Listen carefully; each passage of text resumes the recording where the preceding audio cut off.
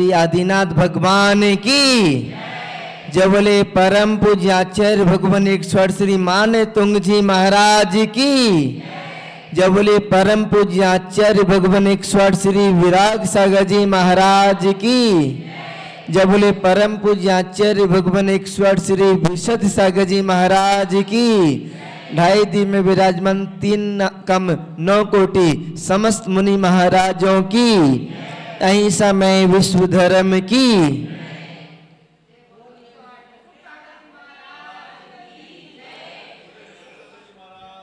कल अपन ने समझा था भगवान कितने सुंदर हैं।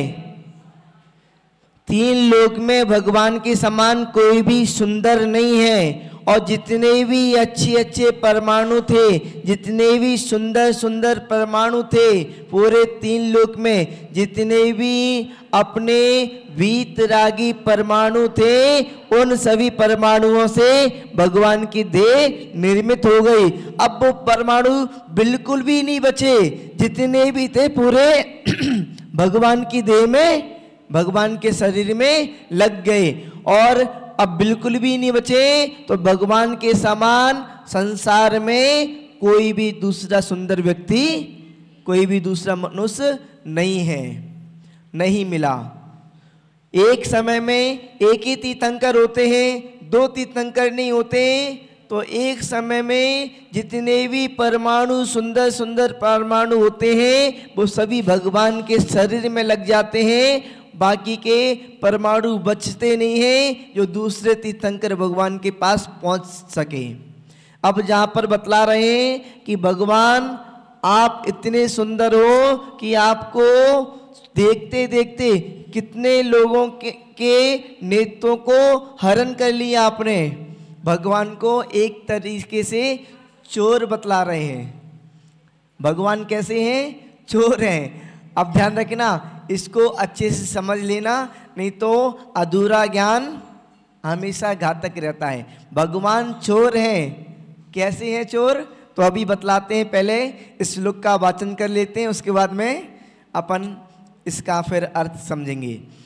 वक्त्रम क्वते सुर नरो रगने तिहारी निशेष निर्जित जगत तृतीयोपमानम बिंबम कलंक मलिनम क्वानिशा करस्या यद वासरे भवति पांडु पलाश कल्पम। यहाँ पर बतला रहे हैं वक्त्रम, वक्त्रम यानी कि मुख ने, क्वते क्वा ते, क्वा यानी कि कहाँ, ते यानी कि आपके, आपके मुख ने, कहाँ, आपके मुखमंडल ने। भगवान से बतला रहे हैं कहाँ आपके मुखमंडल है। मुखमंडल ने सुर नरो, नरो में से ओ की मात्रा निकल जाएगी नर, और उसके बाद में आएगा उरग। नेत्रहारी, सुर माने क्या होता है? देव। देवों का पर्यायवाची नाम है सुर। तो जहां पर नर, सुर यानी कि देव, सुरेंद्र, नर माने कि, जहां पर नर का अर्थ क्या होता है? मनुष्य होता है। पर मनुष्यों में भी श्रेष्ठ नर कौन कहलाता है? चक्रवर्ती। अपने भारत में सबसे प्रथम नागरिक कौन कहलाता है? राष्ट्रपति। प्रथम नागरिक कौन कहलाता है? राष्ट्रपति। ऐसे ही सभी मनुष्यों में सबसे श्रेष्ठ मनुष्य कौन कहलाता है? चक्रवर्ती। चक्रवर्ती सबसे ज्यादा श्रेष्ठ इसलिए कहलाता है क्योंकि वो 6 खंड का अधिपति होता है। उसके समान वैभव किसी के पास नहीं होता। तो नर यानी कि नरेंद्र, नर इंद्र यानी कि नरों का स्वामी। और उरग, उरग माने होता है सर्प, और उरग माने होता है नाग कुमार जाति का देव। उरग, उरग माने सांप। पर्यायवाची नाम। और जहाँ पर सांप नहीं लेना, उरग माने दूसरा अर्थ होता है नाग कुमार देव। सूर्य यानी कि ऊपर रहने वाले देव उर्द लोक में, और मनुष्य चक्रवर्ती यानी कि पृथ्वी लोक पे रहने वाले, यानी कि सुर में यानी कि उर्द लोक के ऊपर रहने वाले देवों में देव, और नर यानी कि मनुष्य लोक में पृथ्वी पर रहने वाला चक्रवर्ती मनुष्यों में सबसे श्रेष्ठ। और उर्ग माने नीचे, पाताल में रहने वाला देव नाग कुमार देव सबसे सुंदर होता है। नाग कुमार देव को धरणेन्द्र भी कहते हैं। धरणेन्द्र देव वैसे 4 प्रकार के होते हैं। देव 4 प्रकार के होते हैं। जो भूत प्रेत होते हैं ना, भूत पिशाच आदि, ये भी देव कहलाते हैं। भूत भी एक प्रकार का देव होता है। गति तो 4 ही होती है ना, कौन कौन सी? मनुष्य गति, देव गति, तिरंज गति और नरक गति। पेड़ पौधा भी होता है ना, पेड़ पौधे को भी अपन किस में लेंगे? मनुष्य गति में नहीं ले सकते, और अपन देव गति में नहीं ले सकते, और अपन नरक गति में नहीं ले सकते। अब कौन सी बची गति? तिरंज गति बची। तो पेड़ पौधों को तिरंज गति में लेते हैं। पेड़ पौधा हो या चींटी हो या कोई प्रकार का कबूतर पक्षी आदि हो, या शेर हो या चीता हो, गाय हो, भैंस हो, सभी लोग तिरंज गति के अंतर्गत आते हैं। तिरंज गति के अंतर्गत आते हैं। ऐसे भूत हो गया, राक्षस हो गया, गंधर्व हो गया, ये सब देव गति के अंतर्गत ही आते हैं। और देव 4 प्रकार के होते हैं। सूर्य भी हो गया, चंद्रमा भी हो गया, ये सब देव गति के अंतर्गत ही आते हैं। देव 4 प्रकार के होते हैं। देवास चतुर्निकाया, तत्वा सूत्र का चौथे नंबर के अध्याय का पहला सूत्र। देवास चतुर्निकाया देव 4 प्रकार के होते हैं। कौन कौन से? वैमानिक देव, भवनवासी देव, ज्योतिष देव और व्यंतर देव। वैमानिक देव जो स्वर्गों में रहते हैं ऊपर, और ज्योतिष देव जो अपन को दिखाई देते हैं मध्य लोक में, सूर्य चंद्रमा तारे आदि। और उसके बाद में भवनवासी और व्यंतर देव जो नीचे पाताल में रहते हैं। अपनी जो चित्रा पृथ्वी के 3 भाग हैं। सबसे नीचे अबुअल भाग, बीच में पंख भाग, और ऊपर अबुअल, पंख और खर भाग। 3 भाग हैं, अबुअल भाग, पंख भाग और खर भाग। तो अबुअल भाग तो नरक लग जाता है। पंख भाग में अपने सुरेंद्र जाति के और राक्षस जाति के देव रहते हैं, और बाकी के जितने भी बचे हुए देव होते हैं, अग्नि कुमार, नाग कुमार आदि, उद्धति और चक्रवर्ती आदि मनुष्यों का, धरणेन्द्र आदि 2 लोक के, पाताल लोक के देवों का, यानी कि 3 लोक के जीवों का, 3 लोक के प्राणियों के नेत्रहारी, नेत्रों को हरण किया है। क्या किया है? नेत्रों को हरण किया है, दिल को चुराया है, हृदय को हरण किया है। कैसे? कि चक्रवर्ती, धरणेन्द्र और सुरेंद्र जब आपको देखते हैं टकटकी लगाए, तो आपको देखने के बाद में वो अपनी आंखों को कहीं और ले जाने की इच्छा भी नहीं कर पाते। आपको जब निहारते हैं तो आपको निहारते रहते हैं, मन में कभी तृप्ति नहीं हो पाती। आपको ऐसा निहारते जाते हैं, कभी भी वो तृप्त नहीं हो पाते भगवान को निहारते। शौद्रम इंद्र का आपने देखा होगा, जब पंचकल्याणक होता है तो सची इंद्राणी भगवान को जब निहारती है तो निहारती रह जाती है, किसी अन्य को देने के लिए राजी नहीं हो पाती। तो उनके हृदय को भगवान ने चुरा लिया, उनके नेत्रों को भगवान ने चुरा लिया। भगवान को देख रहे हैं तो भगवान को देखती जाओ, नेत्र अन्य जगह नहीं जा पाते, भगवान की ओर ही टिक जाते हैं। और शौद्रमिंद भी जब भगवान को लेता है, भगवान को निहारता है, तो भगवान को निहारते चला जाता है। एक नेत्र से भगवान को निहारते निहारते उसको कमी लगती है। भगवान को 1008 नेत्रों को बनाकर भगवान को निहारता है। भगवान कैसे हैं कि भगवान नेत्रों को हरण करने वाले हैं, हृदय को हरण करने वाले हैं, हृदय को चुराने वाले हैं, हृदय को चुराने वाले हैं। और तो और निशेष संपूर्ण, शेष माने की बचा हुआ, निशेष यानी कि संपूर्ण, बिल्कुल भी नहीं बचा। निर्जित यानी कि जीता है। जगत ऋते, तीनों जगत की उपमानम, उपमाओं को जहां पर अपन देखेंगे तीन जगत की संपूर्ण उपमाओं को भी भगवान ने जीता है। हम यदि भगवान की तुलना करें, भगवान को किसी से उपमा दें, तो जगत में ऐसी कोई भी वस्तु नहीं है जिससे कि अपन भगवान की उपमा कर सकें, भगवान की तुलना कर सकें। कहाँ राजा भोज और कहाँ गंगू तेली, कहाँ भगवान और कहाँ जगत की चीजें, कहाँ जगत की वस्तुएं और कहाँ भगवान। अपन भगवान की तुलना किससे करें? जिससे भी अपन भगवान की तुलना करते हैं, भगवान के सामने सब फीकी है, भगवान के सामने सब फीकी है। भगवान का महत्व आपको पता नहीं है।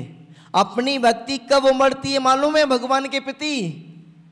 अपनी भक्ति कब उमड़ती है भगवान के प्रति? अपना समर्पण भगवान के प्रति कब होता है? जब अपन भगवान को अच्छे से जान लेते हैं। ऐसे ही मुनिराज के प्रति भी अपनी भक्ति कब उमड़ती है, अपना समर्पण कब होता है? सच्चे दिल से बताना, जब आप मुनिराज को अच्छे से जान लेते हो। और कोई भी साधारण मुनि आता है ना, तो मुझे लगता है कम लोग ही समर्पित हो पाते हैं। जब मुनिराज को अच्छे से जान लेते हो, पहचान लेते हो, समझ लेते हो, तो उतना आप समर्पित हो जाते हो। बालूलाल जी, ऐसे ही जब अपन सामने वालों को जब तक नहीं जानेंगे, नहीं समझेंगे, नहीं पहचानेंगे, तब तक सामने वाले के प्रति भक्ति नहीं उमड़ सकती, समर्पण नहीं आ सकता। इसलिए आप कोई भी हो, भगवान है तो भगवान को जानने की कोशिश करो, मुनिराज है तो मुनिराज को जानने की कोशिश करो। आप सबकी ज्यादा समर्पण वैसे जहां पर तो मुझे लगता है कम होगा, पर बुंदेलखंड में एक तरफा विद्यासागर जी महाराज को भगवान मानते हैं। जहां पर तो मुझे पता नहीं, पर क्यों मानते हैं? क्योंकि उनके बारे में जानते हैं। क्या जानते हैं? उनका तप जानते हैं, उनका त्याग जानते हैं, उनकी तपस्या जानते हैं, और तो और उनके बारे में जानते हैं कि वो निष्प्रय संत हैं। कभी भी किसी से कुछ मतलब नहीं रखते थे और ना किसी का कुछ प्रयोजन था। अपना केवल साधना करना, समय करना, जाप करना, ध्यान करना ही उनका काम था। कोई बड़े से बड़ा आ जाए, छोटे से छोटा आ जाए, उनकी नजरें नीचे रहती थी। कभी भी किसी को देखते नहीं थे, कोई भी हो उनके सामने, तो उनको लोग जानते थे। बिना चटाई के तख्त पे बैठे रहते थे, बिना चटाई के लेट जाते थे, कभी भी ना चटाई बिछाते थे ना ओढ़ते थे। विद्यासागर जी महाराज जी का भी चटाई का त्याग था। और विद्यासागर जी महाराज क्या, विद्यासागर जी महाराज जी के संग में काफी मुनिराजों का चटाई का त्याग होता है। ना वो चटाई को बिछाते हैं ना ओढ़ते हैं, दिगंबर अवस्था में ही 24 घंटे 12 महीने रहते हैं। हाँ, हम तो ठीक है, अरे हमारी बात अलग है, हम तो उनकी बात बता रहे हैं। हम भी वैसे पहले हम सब कुछ करते थे, जब दिल्ली में थे तब सब कुछ करते थे। जब 2.5 साल पहले हम बुंदेलखंड में आए, बुंदेलखंड में हमारा ललितपुर में चातुर्मास हुआ। ललितपुर में चातुर्मास हुआ तो हमने शुद्धा सागर जी महाराज जी के बारे में जाना। पहले हम सुधा सागर जी महाराज जी को भी अच्छे से नहीं जानते थे, उनके बारे में जाना। उनकी भी साधना बहुत कड़क थी। वो ठंडी में बैठ के सामायिक करते थे और गर्मी में, भरी गर्मी में बैठ के सामायिक करते थे, ना कुछ ओढ़ते थे ना कुछ बिछाते थे। तो हमको भी प्रेरणा मिली, जब वो करते थे तो हम भी कर सकते हैं। तो फिर वहाँ से प्रेरणा लेकर हमने फिर सब चीज़ों का धीरे धीरे त्याग किया। सबसे पहले तो हमने सभी संसाधनों का त्याग किया, उसके बाद में फिर चटाई का त्याग किया, उसके बाद में धीरे धीरे सब चीज़ों का जितना हो सकता था उतना त्याग करते गए और मोक्ष मार्ग में आगे, साधना में आगे बढ़ते गए। जहाँ पर हम अपनी बात बता रहे थे कि संसार में कोई भी ऐसी चीज़ नहीं है जिससे कि भगवान की तुलना की जा सके। जहाँ पर आचार्य महाराज एक चीज़ से तुलना कर रहे हैं, बिम्बम कलंग मलिनम क्वा निशा करस्या। कहाँ चंद्रमा का कलंक से मलिन, कहाँ कलंक से मलिन चंद्रमा का बिंबम, बिंब, कहाँ कलंक से मलिन चंद्रमा का प्रतिबिंब। चंद्रमा होता है ना, चंद्रमा कितना सुंदर लगता है, पर देखा जाए तो उसमें भी दाग होता है। चंद्रमा कितना सुंदर लगता है, पर देखो तो उसमें भी दाग होता है। आप देखना, जब पूर्णिमा का चंद्रमा निकलता है पूरा, तो उसमें बीच में धब्बे होते हैं। चंद्रमा में भी धब्बे होते हैं। और तो और 24 घंटे चंद्रमा दिखाई नहीं देता। चंद्रमा केवल रात में दिखाई देता है और दिन में गायब हो जाता है। जब सुबह होती है तो वो फीका पड़ जाता है, जब शाम होती है तब भी फीका रहता है, जब रात होती है तभी चमकता है। और अपने भगवान कैसे हैं? अपने भगवान 24 घंटे चमकते रहते कांति की तरह। और भगवान को जब केवल ज्ञान हो जाता है, भगवान का समोसन लग जाता है, तो करोड़ों सूर्य जितना प्रकाश नहीं कर सकते, उससे भी कईयों ज्यादा अधिक गुना भगवान के समोसन में प्रकाश होता है। और भगवान के समोसन में दिन रात का फेर नहीं होता। ऐसा नहीं कि भगवान के समोसन में सुबह गए और शाम को नहीं जा सकते। भगवान के समोसन में शाम को भी, रात में भी हमेशा उजाला बना रहता है, कभी भी अंधेरा नहीं होता। भगवान की वाणी रात के 12 बजे भी खिलती है। आप कहोगे रात को 12 बजे सोते नहीं है क्या? अरे भगवान के समोसन में अंधेरा ही नहीं होता, रात ही नहीं होती, तो रात के 12 बजे, दिन के 2 बजे क्या? भगवान के समोसन में कभी भी अंधेरा नहीं होता और भगवान कभी भी सोते भी नहीं है। भगवान कभी भी सोते भी नहीं है। और आपको तो भूख लग सकती है, संसार के देवी देवताओं को तो भूख लग सकती है, भगवान को भूख भी नहीं लगती। और तो और भगवान के समोसन में जो कोई भी प्राणी पहुंच जाता है तो उसको भी भूख प्यास नहीं लगती। ये चमत्कार है समोसन का, अतिशय है। और 20,000 सीढ़ी होती है भगवान के समोसन में पहुंचने की। तो ध्यान रखो, भगवान के समोसन में 20,000 सीढ़ी इतनी आसानी से लोग चढ़ जाते हैं बिना किसी थकावट के। कोई थकावट भी नहीं होती भगवान के समोसन में पहुंचने में। भगवान तो निरोगी है ही है, साथ में भगवान के पास पहुंचने वाला भी निरोगी हो जाता है। भगवान तो दुखों से रहित हैं, साथ में भगवान के पास कोई भी प्राणी पहुंचता है वो भी दुखों से रहित हो जाता है।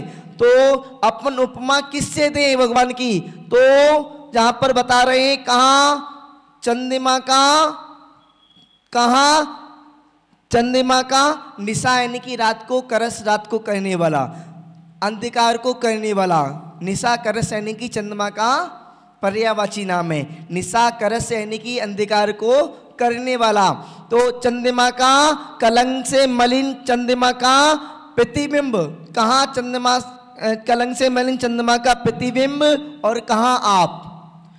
यद यानी कि जो, वासरे दिन में, भवती हो जाता है कैसा? पांडु, पांडु माने पीला, और पांडु माने कांति से रहित।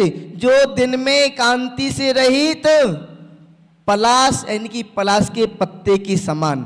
पलाश के फूल के समान कल्पम समाम हो जाता है। पलाश के फूल के समान दिन में फीका पड़ जाता है। पलाश का जो पेड़ होता है ना, तो रात में तो खूब चमकता है, फूल भी इतने कांति देते हैं, और जब दिन होती है तो फूल कैसा हो जाता है, फीका पड़ जाता है।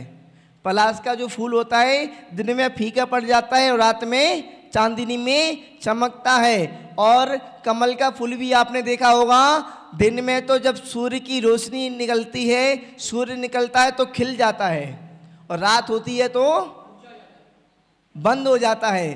तो बंद हो जाता है, पहले खिलता है सूर्य की रोशनी में, सूर्य की किरण में, और रात होती है तो बंद हो जाता है। ऐसे ही भगवान आपकी कल्पना किससे दें? कमल का फूल भी रात में बंद हो जाता है, चंद्रमा भी दिन में गायब हो जाता है, और उसके बाद में उसकी कांति रहित हो जाती है, और सूर्य भी कहते हैं रात में समाप्त चले जाता है। और सूर्य की भी क्या होती है, जो किरण होती है ना, इतनी गर्म किरण होती है गर्मी के समय, उसको झेलना मुश्किल हो जाता है। भगवान के समुसन में सैकड़ों सूर्य से भी ज़्यादा, करोड़ों सूर्य से भी ज़्यादा प्रकाश होता है, पर किसी प्रकार का संताप नहीं होता।